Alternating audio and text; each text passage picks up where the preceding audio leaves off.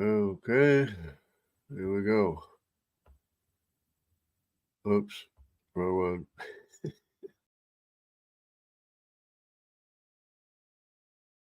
Wrong one again. Okay, good morning. Hope everybody's doing good. Now, I always run into this question about the age of the universe and the age of the earth. And it's something that we need to properly address because it's a key talking point of skeptics and atheists who don't believe in the historical record that we have. They think it's all mythology, but then again, there's archaeology that confirms all the records, and yeah, but they were liars. Yeah, but they were liars that actually existed. They told stories, but the stories were sometimes true, sometimes not true, but they were real human, what do you call fallen humans who lied, who told stories, but they were there. They existed. They're our ancestors. That's who we are. We are descendants of them. So with this question of the universe, you have to first consider how the universe was made. Now, of course, what does the universe consist of? The universe consists of matter and energy, of course, because matter is energy. It's bound up energy, that holds, forces that hold each other together make matter, and that's what matter is. So when considering the formation of matter, you have to understand what it takes to make matter. And if you understand the science behind the existence of matter, you will understand that energy can't make itself, which is matter. Matter can't make itself. Matter can't direct itself. So we have the question of when was matter made? Because you have matter and then you have antimatter. When you make matter from energy, you have both matter and antimatter, and they both cancel each other out. And yet we have a surplus of matter, absence the antimatter, which makes possible our existence. And none of this can happen by physical means. So the question is, when was matter in the universe and the earth made? When was it made? Now, was it made billions of years ago, or was it made in the recent past? But the fact remains, we have to understand that matter was made not by physical means. So that means it could have been made any time in the past. It doesn't have to be billions of years in the past. But we have to understand that matter is the result of a supernatural, non-physical cause, because physics can't make itself. It can't order itself. It can't direct itself. None of what we see today is the result of a physical cause. It's all by a supernatural cause. When we understand that, then we can understand and consider when matter was made. Okay, so I run into this time and time again. The universe has to be billions and billions of years old. No, it doesn't, because matter didn't make itself. Matter was made. So in the considering the fact that matter was made means there was a creator. And then we have to consider, when was everything created? Hello, Dana. How are you doing? Greetings from Prague, Czech Republic. So we need to investigate from the everything we have, from our geology, from our cosmology, from our biology, from our history, we need to determine when everything was made. And if we look honestly, there are many more evidences of a young Earth and not as many ideas, which are based on speculation anyways, of an old universe. But we have our solar system, which cannot last billions of years. It just can't last billions of years. So how in the world is it? Because it would fall apart. I mean, for life to make itself and form itself by making mistakes, that would take more than billions of more than 20 billion years, if you look at the math, by chance, because every time it forms itself, it's going to unform itself, it just puts the date back farther and farther. So you have something is formed, and then it's going to fall apart. So you're never going to get this forming itself and forming itself and forming itself and forming itself. That's why they invent infinite universes, because what they're doing, they're appealing to infinite possibilities. And infinite possibilities is the same thing as appealing to an infinite creator. An infinite, all-powerful creator is what they're appealing to, trying to deny the fact of an infinite, all-powerful creator. But they're appealing to an infinite, all-powerful physical universe, which cannot make itself, it can't order itself, can't direct itself. So when we establish that we have a universe that was made, then we can determine when it was made. So we look to all kinds of things. We look to archaeology, genealogy, and the solar system, everything. There's all kinds of evidence of a young universe. According to the genealogy of the Bible, if we do the math, the Earth is approximately 6,500 years old. It's it can't be more than that, because it's just there's not enough evidence to support that. So let's take, for example, our historical evidence supported by archaeological evidence. We have known ancient civilization. We know who they are. The Kushites, the Medes, Canaanites, the Assyrians, the Egyptians, and the Northern Europeans, etc. And if you look carefully, if you consider carefully, these ancient civilizations are the descendants of the 16 grandsons of Noah.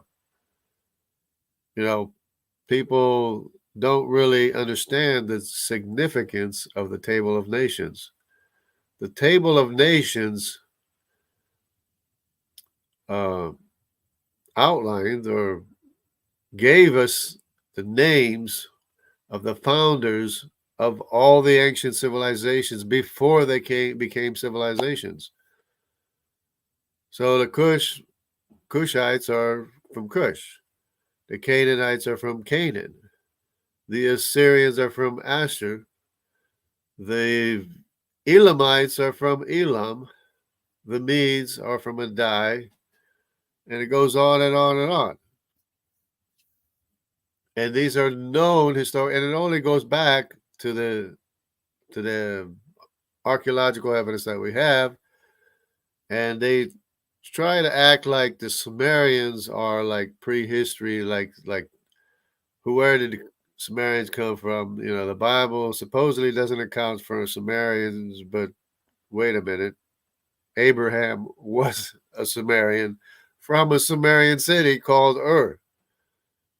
The Bible told about the Sumerians. The Bible even talks about Nimrod, who conquered the land of Ur in the area. close to between the Tigris and Euphrates River. And then the Bible says that Nimrod moved up into Assyria and took control of that. And then for many years, the Assyrians were a menace because of the descendants of Nimrod, who were like the ruling class and authority of the Assyrians.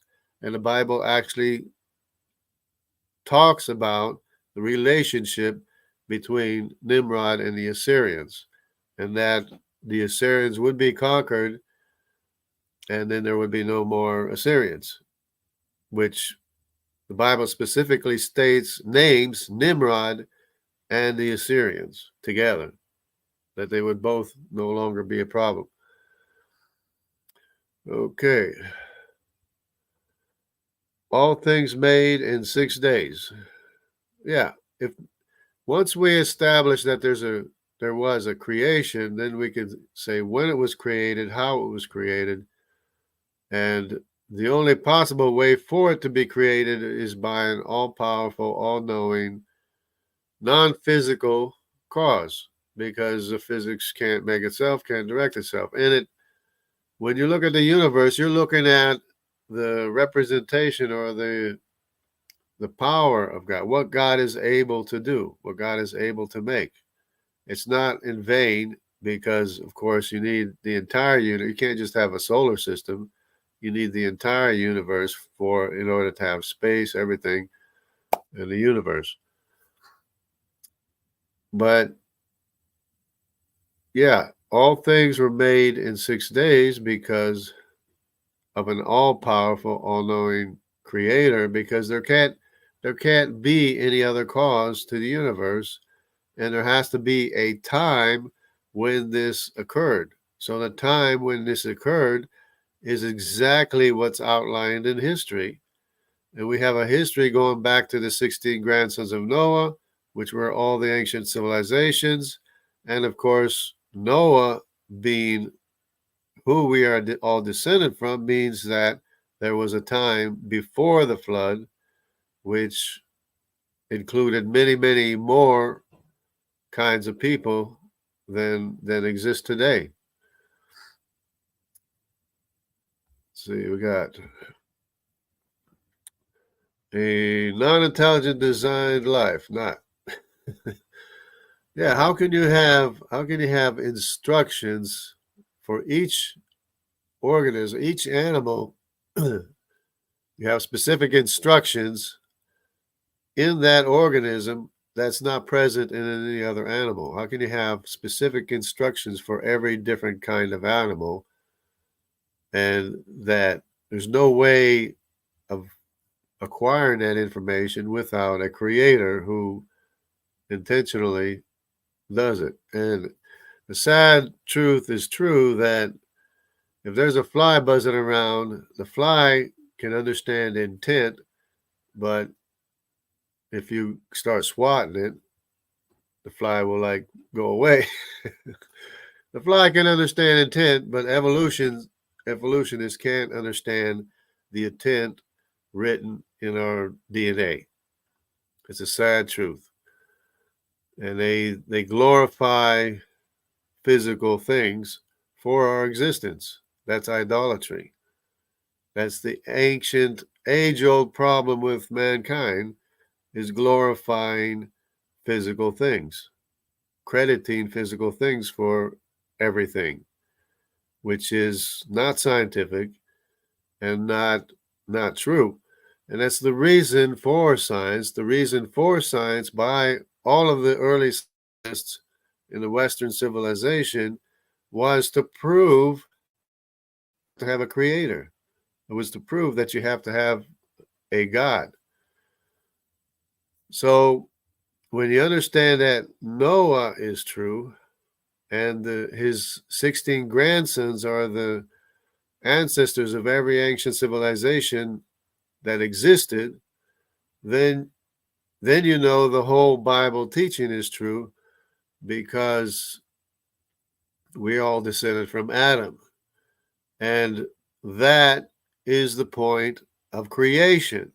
because since matter can't make itself, matter can't direct itself, matter can't order itself, it can't do anything that it's not forced or directed to do, then we know there was a creation, and the Bible specifically tells us about that creation from the perspective of the Creator himself. And as soon as Adam and Eve were created, Adam was made with a provision for sin. So in other words, matter and energy can't sin, but we have created spirits who can sin and who do sin. And when Adam and Eve were created, they were made with a provision for sin. First in Adam, and that's why God took from the rib of Adam and made Eve, because of the provision for sin that was in Adam, and then now in Eve, so that both Adam and Eve would be covered by that provision. If he made one male and then made a female separate from each other, how was Adam going to be covered? So Adam was made, the rib was taken out of Adam to make Eve, so that both Adam and Eve are covered by the provision for sin. So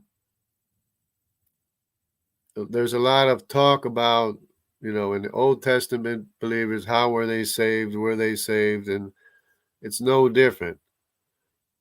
The only difference in the Old Testament is that they're looking forward to Christ, believing in the provision, and we, as believers, after the provision was given, are looking back to that provision that everyone always looked to in the first place. It's always been by faith.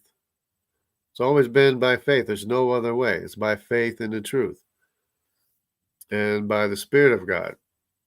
And of course, the Spirit of God, theologically speaking, the Spirit of God can have nothing to do with sinners without a provision, without first there being a provision. So that's why Jesus said, if I don't go, the Spirit won't be sent. And the Spirit was sent not only to us today, but the Spirit was also sent to the prophets back in the days, back before in the Old Testament as well. Okay. Love this doctrine, brother. Let God be true. Break is over. Lord bless your day. Yeah, God bless everybody. Oh, I forgot here. Actually, I'm supposed to. Today's what, D-Day or something? So I was going to wear my. Well, my hat. I gotta wear my hat for D-Day. Anyway, I have another hat too. It's my other hat as a veteran, Army veteran. Okay, there you go. All right. So, let God be true, though every man be found a liar. But this is so important that once you establish that there has to be a creation of matter, then you can determine when matter was made, when the universe was made, when everything was made. It had to have been made by an all-powerful creator who could just do it, in a very short amount of time. And he took 7 days, 6 days. He took 6 days to create everything, and then on the 7th day he rested, and that's why we have 7-day work weeks. 7-day weeks with 1 week of rest. 1 day of rest. So once you establish through archaeological evidence, geological evidence, genealogical evidence, and historical evidence, and even cosmological evidence, once you can establish a date or a time when everything was created. And since it had to be by an all-powerful creator, he obviously made everything there is, which is the entire universe. On the first day, darkness covered the surface of the earth. It was formless and void. Not space was formless. The earth was formless and void, not like what Lawrence Krauss says. It wasn't that everything was void. It already was created. It existed. It just that it had no order or direction or anything besides being formed. In other words, the universe was made, the solar system was made, but the earth itself was formless and void. Water covered the surface of the earth, and darkness covered the surface of the earth. And then there was light on the first day, and then the earth appeared from out of the water. That's why there's sediment layers in the Grand Canyon underneath the Great Unconformity that have no fossils in them, no major fossils, and the lower ones have no fossils whatsoever, the sediment layers, because those are layers from when the earth was covered by water the first time, before any dry land appeared. So you can literally go to the Grand Canyon and you can physically touch layers that existed from the time of creation. That's how significant that is. But anyway, so then obviously you have all the layers above, which is from the global flood and everything. But the creation is perfect. The creation is created perfect. There's nothing wrong with the creation. The only thing that's wrong is what we choose to do by way of our imagination. And it's this imagination, which is like an entity that is referred to in the Bible as Satan. But it's our thoughts, our imagination. It's like, I like to say that, people listen to lying spirits all day long and then they repeat those lies. But it's these imaginations and thoughts that aren't from God that ruin everything. Because you're not telling the truth, because you don't know that. You have to know the truth to tell the truth. And to tell the truth, you have to start from creation. And it starts with an all-powerful creator, and everything follows from that at a specific time in the past, which is, like Dana said, no more than 6,500 years ago. So we get that out of the way. I guess everybody, people might have something to do or whatever. And I might have something to do in a little while. But I suppose we could go through, an interesting finding that I had, if it'll work. Let me go ahead and put the share screen on here so that I don't be talking and not showing what I'm talking about. The interesting finding is that the Americas were settled at a specific time too. According to this, it's 20,000 years ago when the Americas were first settled. Now, it seems to me that the first inhabitants of the Americas were the Olmecs in Central America, conspicuously in Central America. From there, they went into southern Brazil and proceeded to build megaliths, and as well as North America. But North America doesn't seem to have nearly as many megaliths as South America.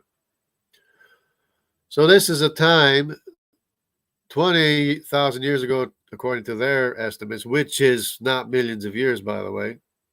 It's not even hundreds of thousands of years. But of course, this date is wrong. Cut it in half twice, and you'll get the actual closer to the actual date, which is like about 5,000 years ago. So from the very beginning, soon as the continents broke apart at the Tower of Babel, when people separated, isolated into family groups, began speaking their own languages, then started to move out, just like about 100 years after the global flood, or 150 or 200, and then they reached South America and began building megaliths, just like they did everywhere else they went. But the first one to get here would be some of the descendants of Nimrod, because of course they were the first major ancient civilization. They moved into Europe through the Mediterranean. Seems to have gone across the river, because this is the mitochondrial DNA of the paternal haplogroup, which is already in America from the beginning of time, basically 5,000 years ago. So when we look at this, we're going to see another migration to America. When we go forward in time, we're going to see another migration into America, and then a huge expansion. There's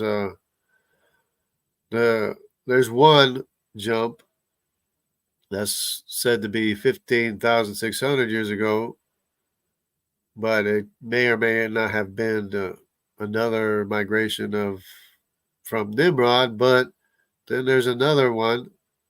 There's another jump. There we go. There it is right there. Go back. 10,600 years ago. So instead of 20,000 years ago, you have another migration, which I believe to be the Medes of the Q haplogroup, which is the majority population in the Americas, is the Q haplogroup from the Medes.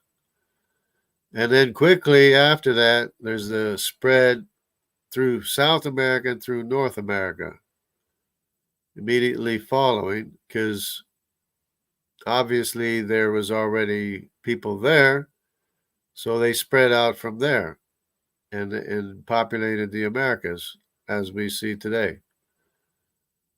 So this is the mitochondrial DNA, which accompanied the Medes, of course, but they also accompanied the descendants of Nimrod when they came from Asia,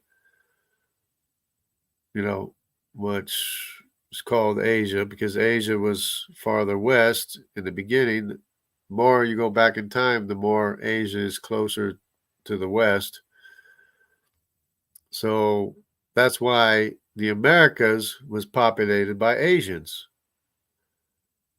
That's the descendants of Nimrod who moved into Europe as well. And it's the descendants of one of the daughters of Madai, because Madai asked to, it's the descendants of one of the daughters of Shem, because Madai asked to marry one of the daughters of Shem. That's why you have an Asian Semitic mitochondrial DNA haplogroup all by itself, going everywhere the Medes went. Went into Europe, Medes went into Europe, the lineage goes into Europe. The Medes went to Central America, the A haplogroup accompanies the Medes to America. But it was already there because of the descendants of Nimrod, who were the C haplogroup, who were the Olmecs, who also built some of the original megaliths. So that's the major discovery. I don't want to go through a whole bunch of different ones because it takes a long time to load, but we've been through that already. But that's the most recent discovery by following the lineages of the DNA. Of course, these are the descendants of Madai and Nimrod, Nimrod is the great-grandson of Noah. Madai is the grandson of Noah. Of course, Nimrod's father is Cush. That's why you have a Hamitic haplogroup in America. And that's why you have a Eurasian Q haplogroup of the Medes in America. Because the Medes also went up and conquered everywhere. And they went up as far as the Lydians in Anatolia. And that's when the jump occurred to Central America and spread out from there. And there's the C mitochondrial haplogroup that does the exact same thing. And there's the D mitochondrial haplogroup that does the exact same thing, spreading out in South America from Asia. So, and then of course Asia moved east, Asians moved east as well, and there was travel through the Bering Strait as well sometimes, and sometimes later on even the Vikings probably came over, and of course the Medes came through, and then later the Phoenicians. The Phoenicians in the days of King Solomon and David went and mined the copper mines in the Great Lake regions because they were probably well aware of America right after the breakup of the continents. They were probably well aware of what was going on there. So, I guess that's good for now. So, God bless everybody. Take care and have a great week. The rest of the week is, I guess it's, what is it, Thursday? Thursday, June 6th. There we go. All right. God bless everybody. Take care and have a great rest of the week.